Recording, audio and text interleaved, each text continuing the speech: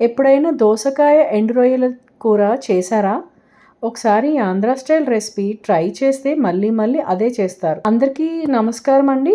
మా సంతోష్ రుచులు and బ్లాగ్స్కి welcome. మీ అందరికీ ఈరోజు మన పల్లెటూరి స్టైల్లో స్పైసీ దోసకాయ టమాటో ఎండు రొయ్యల కర్రీని తయారు చేస్తున్నాము. వేడివేడిగా అన్నంలోకి ఈ కూర ఉంటే ఇంకేం కావాలండి.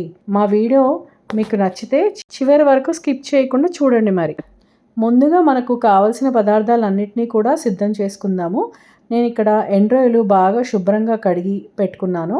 ఇప్పుడు వాటిలో కొద్దిగా నీరు పోసి 10 నుంచి 15 నిమిషాల వరకు నానబెట్టుకోవాలి. ఇలా నానబెడితే ఎండు రొయ్యలు మెత్తగా అయ్యి కూర చాలా రుచిగా ఉంటుందన్నమాట. అలాగే దోసకాయను శుభ్రంగా కడిగి నేను చిన్న చిన్న ముక్కలుగా కట్ చేసుకున్నాను. ఉల్లిపాయలు, టమాటాలు, పచ్చిమిరపకాయలు కూడా సన్నగా తరిగి సిద్ధం చేసుకున్నాను. ఇవన్నీ మనకి పదార్థాలు సిద్ధంగా ఉంటే వంట రెడీ అయిపోతుంది కదండి సులభంగా. ఇప్పుడు ఒక కళాయిలో నూనె పెట్టుకొని అది వేడెక్కాక కొద్దిగా నేను ముందుగా కట్ చేసి పెట్టుకున్న ఉల్లిపాయలు, పచ్చిమిరపకాయలు వేసి లైట్ గోల్డెన్ కలర్ వచ్చేంత వరకు కూడా ఫ్రై చేసుకోవాలి. ఉల్లిపాయలు కొద్దిగా గోల్డెన్ కలర్ వచ్చాక ముందుగా నానబెట్టుకున్న ఎండు రొయ్యల్ని నీళ్లు పూర్తిగా వంపేసి కళాయిలో వేసుకోవాలి. ఇప్పుడు ఉల్లిపాయల్లో కలిసి ఎండు రొయ్యలను మీడియం ఫ్లేమ్ మీద బాగా వేయించాలి. ఇలా వేయిస్తే ఎండు రొయ్యల నుంచి మంచి సువాసన వస్తుందన్నమాట. తర్వాత కొద్దిగా కరివేపాకు వేసి మరో నిమిషం పాటు వేయించాలి. ఇప్పుడు 1/2 టీ స్పూను పసుపు వేసి అన్నిటినీ బాగా కలపాలి. అలా తర్వాత మూత పెట్టి 3 నుంచి 5 నిమిషాల వరకు ఎండు రొయ్యల్ని కొద్దిగా మెత్తబడే వరకు మగ్గనివ్వాలి. ఎండు రొయ్యలు బాగా మగ్గిన తర్వాత ముందుగా సన్నగా తరిగి పెట్టుకున్న దోసకాయ ముక్కల్ని వేసి బాగా కలిపి దీంతో దోసకాయ ఎండు రొయ్యల రుచి బాగా పడుతుందన్నమాట. దోసకాయ వేసిన తర్వాత అన్నిటినీ బాగా కలపాలి. ఎండు రొయ్యలు, దోసకాయ రెండు బాగా కలిసేలా 2 నుంచి 3 నిమిషాలు మగ్గనివ్వాలి. తర్వాత ముందుగా సన్నగా కట్ చేసి పెట్టుకున్న టమాటా ముక్కలను కూడా వేసి మరోసారి బాగా కలపాలి. ఇప్పుడు తగినంత ఉప్పు వేసి కలిపి మూత పెట్టాలి.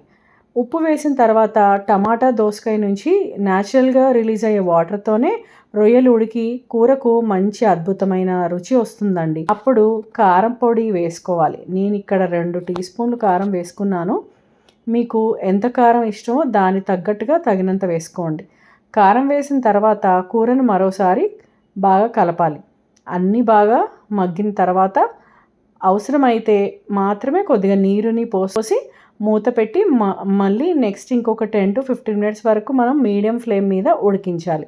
ఇలా ఉడికితేనే దోసకాయ, టమాటా, ఎండు రొయ్యలు రుచులు బాగా కలిసిపోతాయి. చివరిగా మనము కొద్దిగా కొత్తిమీర చల్లి ఒకసారి కలిపితే ఇంకా అంతే అండి.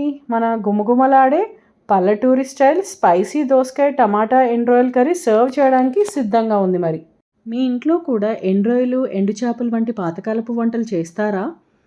అయితే మీకు బాగా ఇష్టమైన రెసిపీ ఏంటో కమెంట్లో తప్పకుండా చెప్పండి. సో ఫ్రెండ్స్, ఇవాల్టి సంతోష్ రుచులు అండ్ వ్లాగ్స్లో చేసిన ఈ పల్లెటూరి స్టైల్ స్పైసీ దోసకాయ టమాటో ఎండు రొయ్యలు కూర మీకు నచ్చిందనే అనుకుంటున్నాను. మరి ఇంక వాటికి అంతేనండి. మీకు నచ్చితే కనుక ప్లీజ్ లైక్ చేయండి, షేర్ చేయండి, మీ ఫ్రెండ్స్ అండ్ ఫ్యామిలీతో షేర్ చేయండి. అలాగే కొత్తగా మా ఛానల్ చూస్తున్న వాళ్ళైతే సంతోష్ రుచులు అండ్ వ్లాగ్స్ను సబ్స్క్రైబ్ చేసుకోవడం మటుకు మర్చిపోద్దండి. అలాగే బెల్ ఐకాన్ మటుకు ట్యాప్ చేయండి. మళ్ళీ మరొక రెసిపీతో కలుద్దాం. అంతవరకు బాయ్, టేక్ కేర్.